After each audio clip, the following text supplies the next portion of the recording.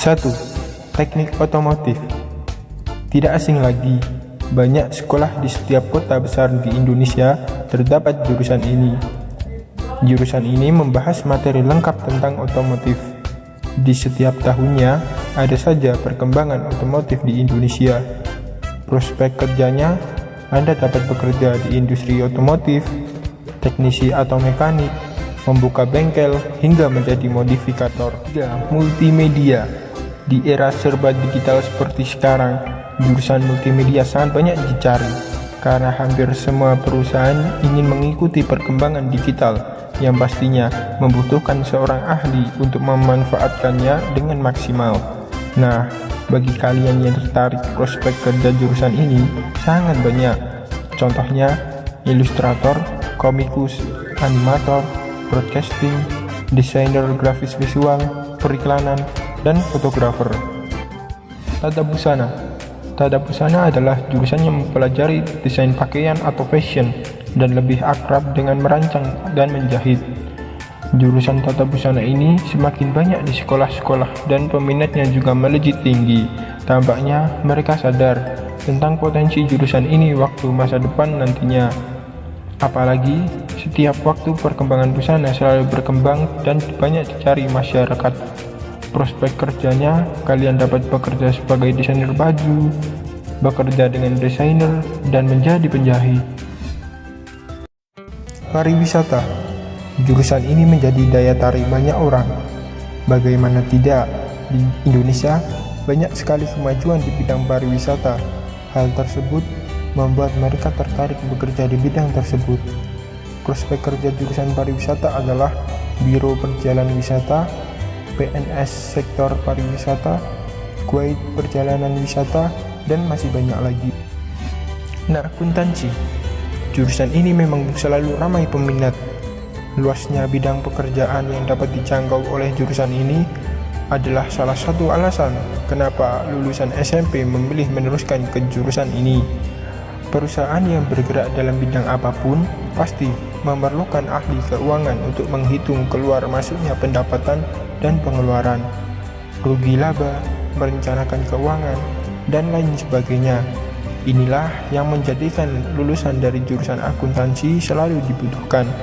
Prospek kerjanya yaitu menjadi akuntan, financial analyst, konsultan. Komunikasi visual. Desain komunikasi visual adalah jurusan yang mempelajari konsep komunikasi dan ungkapan kreatif, teknik, dan media untuk menyampaikan pesan dan gagasan secara visual, termasuk audio dengan mengolah elemen desain grafis berupa bentuk gambar, huruf, dan warna, serta tata letaknya, sehingga pesan dan gagasan dapat diterima oleh sasarannya.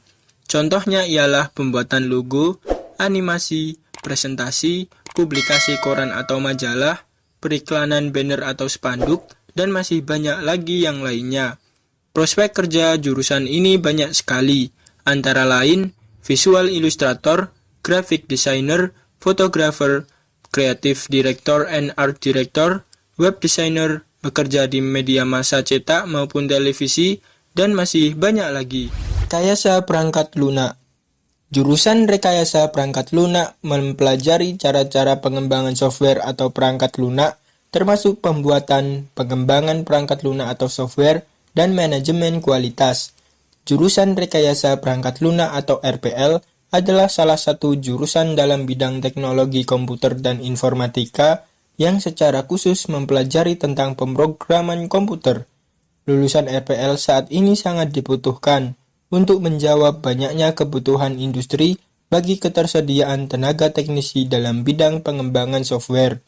Prospek kerja di bidang RPL adalah software developer, game development, software tester, software engineering, software analis dan integrator, konsultan IT, dan programmer. Teknik mesin. Jurusan teknik mesin mempelajari prinsip-prinsip fisika yang kemudian diimplementasikan pada analisis, desain, manufaktur, dan pemeliharaan mesin. Oleh karena itu, sebagai siswa teknik mesin, kamu harus memperdalam kemampuan pada beberapa cabang ilmu teknik mesin, seperti mekanika, kinematika, teknik material, dan termodinamika. Pemahaman tentang mesin sangat dibutuhkan oleh banyak industri, terutama otomotif dan manufaktur. Prospek kerja lulusan teknik mesin sangat bervariasi. Hampir semua industri seperti manufaktur, otomotif, pertambangan, konstruksi, dan komunikasi membutuhkan keahlian teknik mesin. Lulusan teknik mesin dibutuhkan untuk pengembangan teknologi dan perawatan mesin pada berbagai industri. 5. Tata boga. Tata boga mempelajari teknik penyajian makanan dengan memperhatikan kualitas, rasa, estetika, dan kebutuhan gizi. Kamu akan belajar mengolah berbagai hidangan dari daerah dan negara. Misalnya, masakan Barat, masakan Cina, masakan Timur Tengah, masakan Italia, dan masakan Nusantara. Tidak hanya belajar mengolah makanan, tapi kamu juga akan belajar bagaimana meracik minuman dan mempelajari cara menghidangkannya. Prospek kerja jurusan ini adalah sebagai koki atau chef, baker, barista, atau bartender di berbagai hotel, restoran, dan kafe. Selain itu, lulusan tata boga juga memiliki kesempatan untuk mengembangkan usaha kuliner sendiri. Animasi. Di jurusan animasi, kamu akan mempelajari teknik menampilkan gambar berurutan sedemikian rupa sehingga penonton merasakan adanya ilusi gerakan atau motion pada gambar yang ditampilkan. Lebih lengkapnya, di sini kamu akan belajar membuat karakter 2 dimensi, karakter 3 dimensi, membuat special effects, membuat storyboard, dan menulis skenario-nya. Selain membuat tampilan visualnya, kamu juga harus mengolah audionya dengan memberikan sound effects dan mengisi suara karakter-karakternya. Setelah karya film animasi atau animasi gamemu telah siap, kamu juga akan belajar bagaimana mengedarkan dan mendistribusi hasil karyamu pada khalayak. Prospek kerja jurusan animasi seperti bekerja di studio animasi, concept art, storyboard artist, animator keyframe, perancang game, background painter, sutradara, produser film animasi, dan lain-lain. Administrasi perkantoran.